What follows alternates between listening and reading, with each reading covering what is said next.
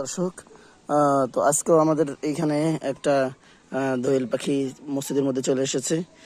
এই যে দেখেন মসজিদ, এই মসজিদের এই দরজাতে ঢুকে ভিতরে ঢুকে এই পাখি চলে গেছে। তো আমরা প্রায় এই পাখিগুলো ধরে থাকি এবং আমি এদেরকে আবার ছেড়ে দিই, কারণ এদেরও পরিবার আছে, এদেরও সন্তান আছে, এরা আবার বাসায় ফিরে যাবে।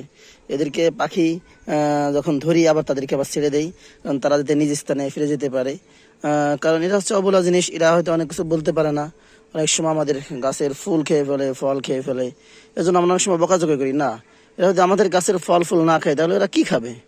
এই জন্য এদেরকে অবলা জিনিস, এদেরকে ভালোবাসতে হবে সকলেরই। এই জন্য আজকে একটা পাখি দেখেন, দোয়েল পাখি খুবই বড়। তো এইটা আজকে ধরলাম, তো আজকে এটাও আমরা ছেড়ে দিব ইনশাল্লাহ।